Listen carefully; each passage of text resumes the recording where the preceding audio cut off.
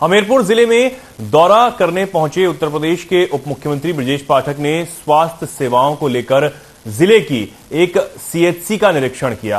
साथ ही गौशाला में निरीक्षण के दौरान गायों को अनाज खिलाया। बाद में कुछेचा आवासीय विद्यालय में जाकर बच्चों से बातचीत कर उनका हालचाल भी जाना। जिला भाजपा कार्यालय में जनप्रतिनिधि और स्थानीय नेताओं ने उप मुख्यमंत्री का स्वागत कर बैठक की सरकार द्वारा चलाई जा रही योजनाओं को लेकर कलेक्ट्रेट सभागार में उप मुख्यमंत्री ने बैठक की है।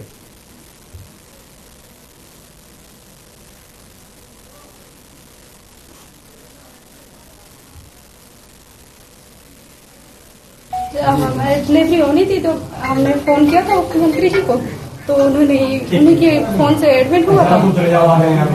आज आपसे मिलने आ रहे हैं, कैसा लग रहा है? हमें अच्छा लग रहा है कि हमारे बच्चे से मिलने आ रहा है। अब हम जो कहेंगे तो आप भी सुन लीजिए। सरकार के माननीय प्रधानमंत्री नरेंद्र मोदी जी की योजनाएं और प्रदेश सरकार की एक एक योजना धरातल पर आम जनता तक पहुंचे, इसका स्थलीय परीक्षण करने के लिए हम लोग लगातार बुंदेलखंड के दौरे पर बुंदेलखंड के प्रवास के दौरान सबसे बड़ी समस्या लोगों के सामने पीने के पानी की होती है। माननीय प्रधानमंत्री नरेंद्र मोदी जी की कृपा से घर घर जल जीवन मिशन के तहत नल से जल पहुंचाया जा रहा है। शीघ्र ही पूरे बुंदेलखंड में एक एक घर में नल से जल पहुंचेगा। जहां पहले टैंकर से रेल से पानी मंगाना पड़ता था, ये सब माननीय मोदी जी की देन है। बिजली के मामले में आप देखेंगे आमूलचूल परिवर्तन हुआ है। पहले मात्र कुछ जिलों को बिजली जाती थी वीआईपी जिलों में, अब सभी जिले वीआईपी है। बुंदेलखंड बिजली को लेकर के हमारी प्राथमिकता की सूची में है।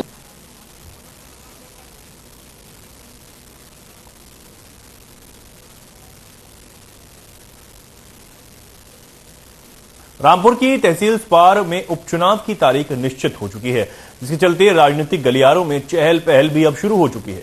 इसी कड़ी में बीजेपी विधायक आकाश सक्सेना ने अपनी प्रतिक्रिया देते हुए कहा कि भारतीय जनता पार्टी 12 महीने 24 घंटे चुनावी मूड में रहती है। बता दें कि समाजवादी पार्टी के वरिष्ठ नेता आजम खां के पूर्व विधायक बेटे अब्दुल्ला आजम तहसील स्पार के विधायक थे। इस समय मुरादाबाद की एमएलए कोर्ट ने अब्दुल्ला आजम की विधानसभा सदस्यता को रद्द कर दिया था, जिसके बाद अब तहसील स्पार में उपचुनाव के लिए तारीख निश्चित हो चुकी है।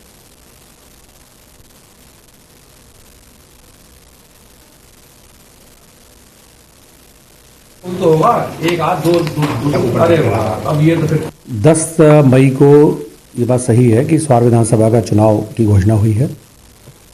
भारतीय जनता पार्टी 12 महीने 24 घंटे चुनावी मोड में रहती है, इसलिए ये हम लोगों के लिए बहुत बड़ी कोई चुनौती नहीं है।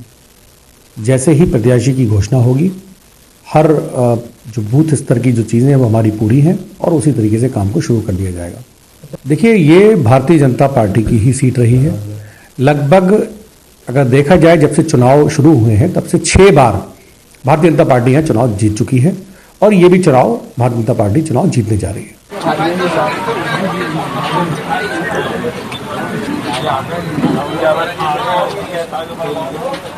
जो वहाँ के जो भारी भरकम लोग हैं आप मेरे पास ले आओ। जिलाधिकारी ने निर्माणाधीन जिला सैनिक कल्याण कार्यालय का आकस्मिक निरीक्षण कर जायजा लिया। कार्य में तेजी लाकर गुणवत्तापूर्ण ढंग से निर्माण कार्य को पूरा करने के दिशा निर्देश भी दिए।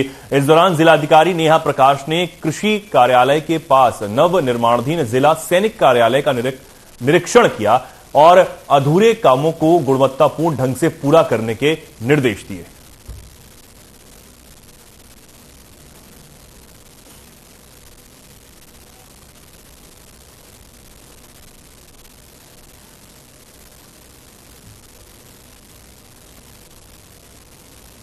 और सिद्धार्थनगर से बड़ी खबर आपको बता देते हैं, डिप्टी सीएमओ ने छापा मारा है। आस्था मेडिकल फार्मा एंड क्लिनिक पर यह छापा मारा गया है। जरूरी दस्तावेज न रहने पर क्लिनिक को सील भी कर दिया गया है। डीएम को मिली थी क्लिनिक की शिकायत। जोगिया चिकित्सक अधिकारी के साथ मिलकर यह छापा मारा गया है। तो यह बड़ी खबर आपको बता दें, डिप्टी सीएमओ ने छापेमारी की है। आस्था मेडिकल फार्मा एंड क्लिनिक पर यह छापेमारी की गई और उसके बाद क्लिनिक को सील भी कर दिया गया है। जरूरी दस्तावेज न मिलने पर शिकायत यहां पर हुई और छापेमारी उसके बाद की गई। उसके बाद अब क्लिनिक को सील कर दिया गया है। बड़ी खबर आपको बता रहे हैं, क्लिनिक की शिकायत यहां पर मिली थी, जिसके बाद छापेमारी की गई और जरूरी दस्तावेज न मिलने के बाद इसे सील भी कर दिया गया। सिद्धार्थनगर की तस्वीरें आप देख रहे हैं जहां पर क्लिनिक को सील किया गया है। बड़ी कार्रवाई यहां पर की गई।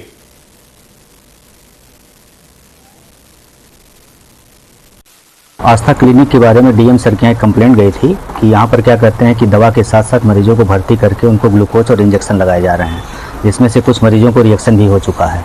तो उसी प्रकरण में आज यहाँ पर जांच के लिए हम लोग आए थे, जिसमें इनका सारे पेपर मांगने पर इनके पास केवल मेडिसिन से संबंधित पेपर हैं। लघु उद्योग विभाग की तरफ से सर्टिफिकेट इनको दिया गया है कि ये मेडिसिन का होलसेल डिस्ट्रीब्यूशन और क्या कहते हैं कि फुटकर में भी कुछ मेडिसिन के डिस्ट्रीब्यूट कर सकते हैं। लेकिन यहाँ पर आने पर ये देखा गया कि यहाँ पर ग्लूकोज की खाली बोतलें, इंजेक्शन की खाली बोतलें और क्या कहते हैं कि मरीजों से संबंधित अन्य चीज़ें पाई गई। इससे पता लग रहा है कि यहाँ पे मरीजों को भर्ती करके उनका इलाज किया जा रहा है।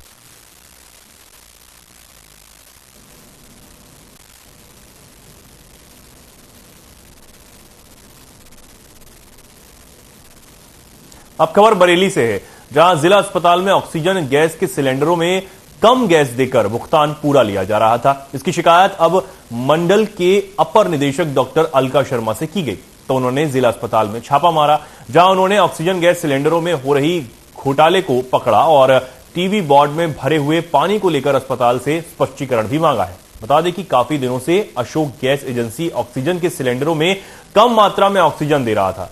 इसकी शिकायत डॉक्टर अलका शर्मा को मिली थी।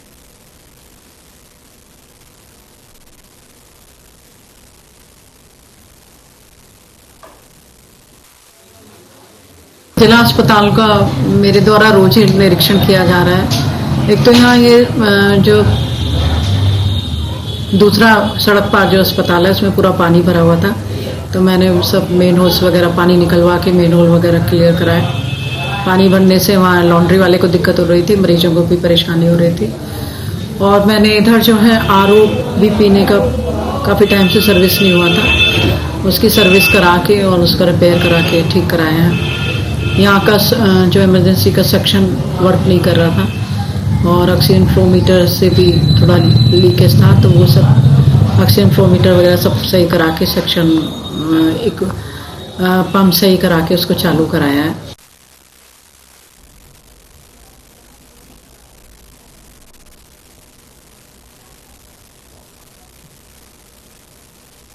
अब खबर बुलंदशहर से है, जहां शिकारपुर में सराय पुरानी अनाज मंडी से स्वच्छ सर्वेक्षण अभियान के अंतर्गत मशाल यात्रा निकाली गई। यात्रा को एसडीएम ने हरी झंडी दिखाकर रवाना किया। रैली के माध्यम से नगर की जनता को साफ सफाई के प्रति जागरूक किया गया, साथ ही महिलाओं को साफ सफाई अपने कर्तव्यों के प्रति भी जागरूक किया गया।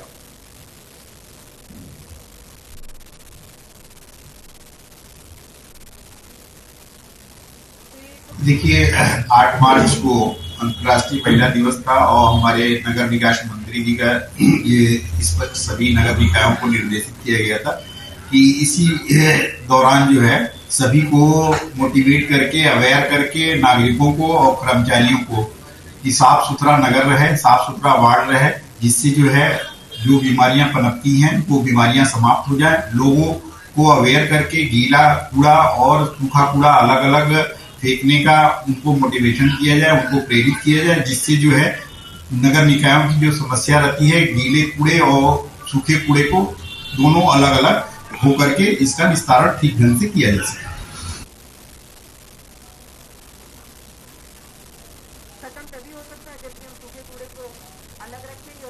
अब खबर ग्रेटर नोएडा से है, जहां महिला सशक्तिकरण रैली नोएडा पहुंची। आपको बता दें कि इस दौरान नोएडा हाट में महिला सशक्तिकरण रैली का स्वागत किया गया। बता दें कि महिला सशक्तिकरण में मौजूद महिला पुलिसकर्मी 1090 के लिए महिलाओं को जागरूक करने का काम कर रही हैं। इस दौरान एडिशनल डीसीपी शक्ति अवस्थी महिला सशक्तिकरण रैली में मौजूद महिला पुलिसकर्मियों का हालचाल भी उन्होंने जाना।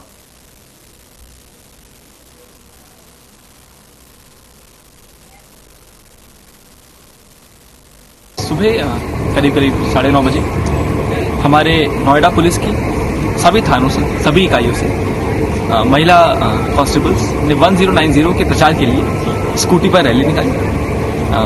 क्योंकि मार्च का महीना वुमेन्स डे का महीना होता है, इसलिए 1090 के प्रचार के लिए सारे ही शहर भर में, जिसमें ग्रेटर नोएडा, सेंट्रल नोएडा और हमारे नोएडा जोन, पूरे ही जोन को कवर करते हुए रैली निकली है। ये रैली आज दिन में 3 बजे पुलिस लाइन में समापन होगी और वहाँ पर भी आयोजन हुआ है।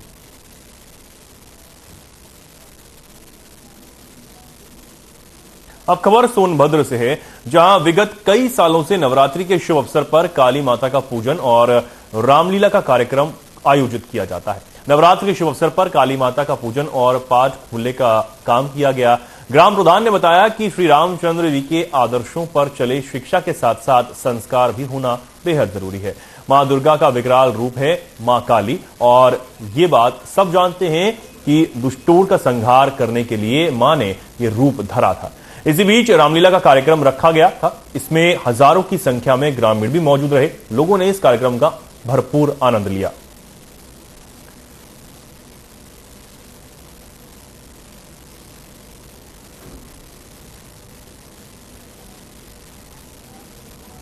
बहुत दिनों से चैत के नवरात्र में माता काली का पूजा होता है। हम लोग को जानकारी से पहले यहाँ दिनों से ही ये कार्यक्रम चैत के नवरात्र में काली पूजा का प्रोग्राम किया जाता है। ठीक है, काली माता का भी संदेश है। जो असत्य है उस पर जीतने का प्रतीक रहे हैं। बराबर असत्य के प्रति सतर्क रहिए, असत्य को नाश किया जाए, जो त्रुटियां हमसे समाप्त की जाए, इनका भी वही योगदान रहा है।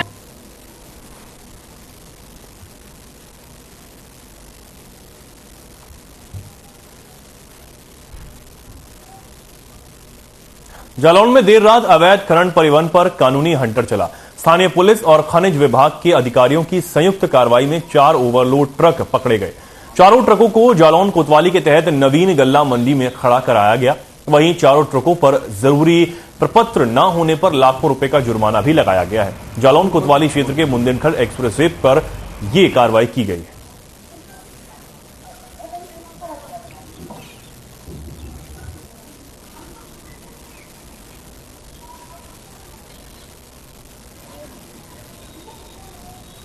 झांसी के मऊरानीपुर में इन दिनों चोरी की घटनाओं से क्षेत्र में दहशत का माहौल बना हुआ है। वहीं पुलिस द्वारा विगत दिवस ग्राम मौलोनी में चोरी की घटना को अंजाम देने वाले गिरोह का पर्दाफाश करने में सफलता हासिल की है, जिन्हें गिरफ्तार कर जेल भेजने की कार्रवाई की गई है। जिनके पास से नकदी, सोना चांदी के आभूषण और चोरी में प्रयोग करने वाले उपकरण, अवैध असलहा भी बरामद किया गया है।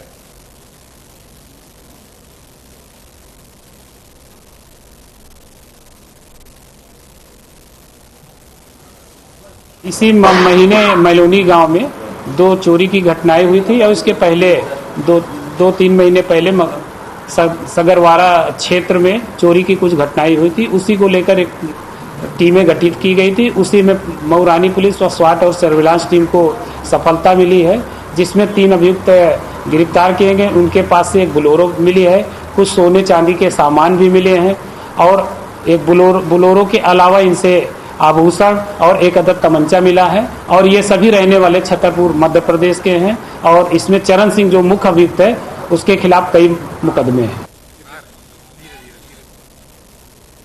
जालौन झांसी में एनकाउंटर में मारे गए पुष्पेंद्र यादव की पत्नी ने आज फांसी लगाकर आत्महत्या कर ली। मृतक पुष्पेंद्र की पत्नी जालौन के आटा थाना क्षेत्र निवासी थी, जहां बुधवार तड़के उसने फांसी लगाकर अपनी जान दे दी। पुलिस ने शव को कब्जे में लेकर पोस्टमार्टम के लिए भेज दिया है।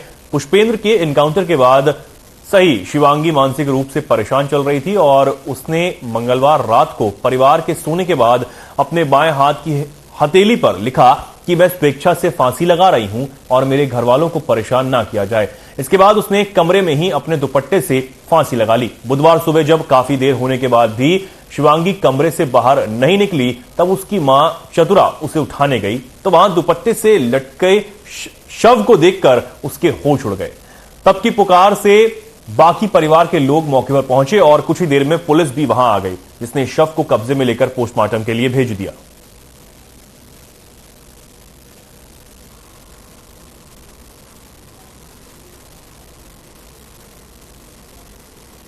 आज सुबह सूचना मिली थी कि थाना आटा के पिपरा गांव में शिवांगी यादव पुत्री राकेश यादव और राकेश कुमार यादव ने सुबह अपनी आत्महत्या कर ली है। तो मेरे द्वारा घटनास्थल निरीक्षण किया गया।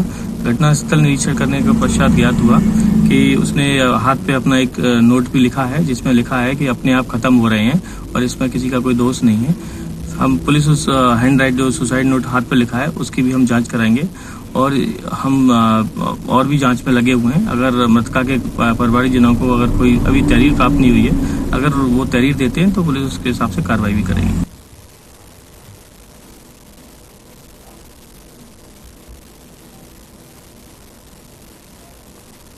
यूपी के हमीरपुर जिले में मंगलवार को एक नवविवाहिता ने अजीबोगरीब डिमांड के लिए सीओ और इंस्पेक्टर के सामने कोतवाली में बड़ा हंगामा काटा।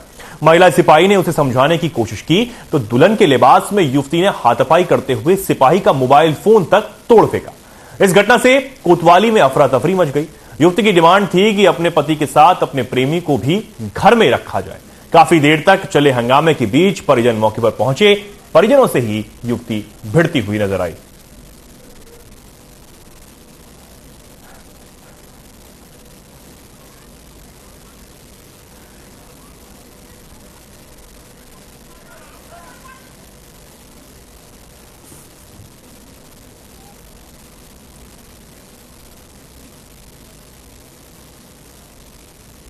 नगवा ब्लॉक क्षेत्र में ग्राम पंचायत रायपुर में अपात्र को आवास दिए जाने पर ग्रामीण ने ब्लॉक मुख्यालय का घेराव किया और तत्काल ग्राम पंचायत के प्रधान रोजगार सेवक के ऊपर कार्रवाई करने की मांग की। ग्रामीण विनोद सिंह ने बताया कि हमारे ग्राम पंचायत में मनमानी तरीके से आवास वितरण किया जा रहा है। ग्रामीणों ने फर्जी डोंगर लगाकर पैसा डलवाने का आरोप भी लगाया है। ग्रामीणों का कहना है कि जिसके पास गाड़ी पक्का मकान है उसको भी आवास दिया गया है।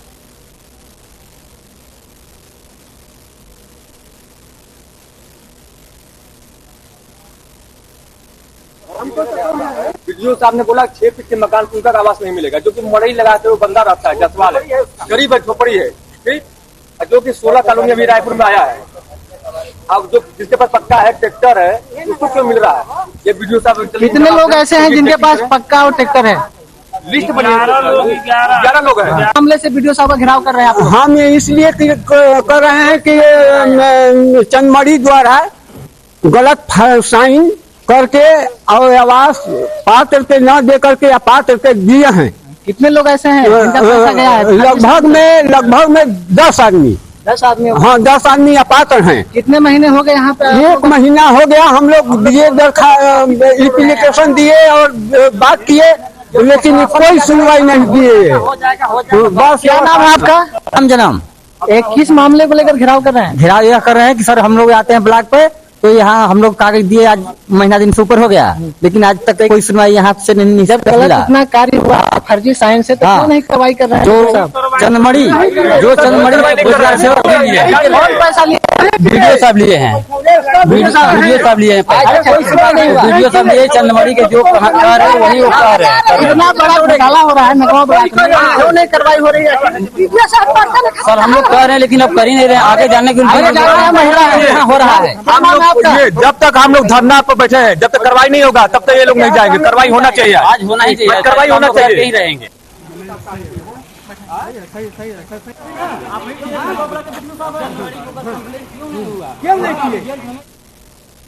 सोनभद्र में कई अधिकारियों का तबादला किया गया। शैलेंद्र मिश्रा को सदर एसडीएम की जिम्मेदारी सौंपी गई, तो वहीं राजेश कुमार सिंह को सहायक अभिलेख अधिकारी उबारा वन बंदोबस्त बनाया गया।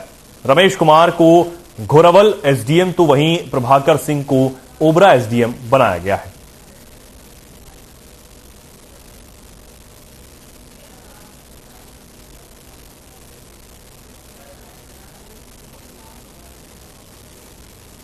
माफिया अतीक अहमद को प्रयागराज से फिर साबरमती जेल ले जाया गया। जालौन से भी अतीक का काफिला होकर गुजरा। बता दें कि अतीक को एसटीएफ की टीम साबरमती की जेल लेकर जा रही। अंदाजा लगाया जा रहा है कि रात 9 बजे तक अतीक साबरमती जेल पहुंचता है। उमेश पाल अपहरण केस में प्रयागराज की एमपी एमएलए कोर्ट में 28 मार्च को सुनवाई हुई थी, जिसके लिए अतीक को साबरमती जेल से प्रयागराज लाया गया था। सुनवाई के दौरान अतीक समेत 3 को आजीवन कारावास की सजा सुनाई गई है, जिसके बाद अब फिर से अतीक को साबरमती जेल ले जाया जा रहा है। माफिया अतीक अहमद को कोर्ट में पेशी के बाद अब एक बार फिर साबरमती जेल गुजरात लेकर जाया जा रहा है। यूपी पुलिस का काफिला जालौन से होकर भी गुजरा है और यहीं से प्रयागराज से लेकर साबरमती तक का सफर एक बार फिर यूपी पुलिस तय कर रही है। इस बार अतीक अहमद उनके साथ में है और उसे वापस साबरमती जेल छोड़ने जाया जा रहा है। आपको बता दें, अतीक अहमद को उमेश पाल अपहरण कांड में उम्र कैद की सजा हुई है। एमपी एमएलए कोर्ट ने यह सजा उसको सुनाई है और साथ ही साथ और 2 लोगों को भी इस मामले में सजा हुई है।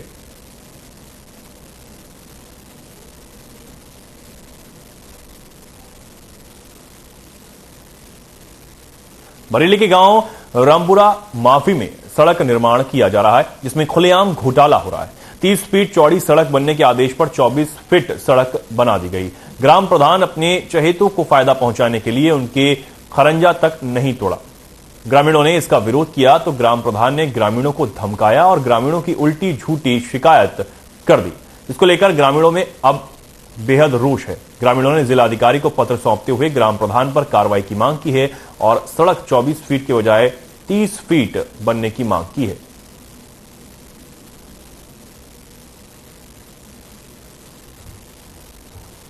मामला ये लेकर आए साहब, हमारी जो रोड है गांव की वो 30 फीट की है। अब कुछ लोग उसे 30 फीट का नाप भी हो गया, उसका खर्चा अभी डाल दी उस पर, अब उसको 24 फीट की रोड कर रहे हैं, कम कर रहे हैं उस रोड को। मेरा भी मकान है, मैं अपने मकान को, मेरा थोड़ा मकान का कोना आ रहा है, मैं तोड़ने को राजी हूँ। बाकी 4-5 घर वाले उसको तोड़ने को, अपने दीवारें तोड़ने को राजी नहीं है, बाउंड्रियों को।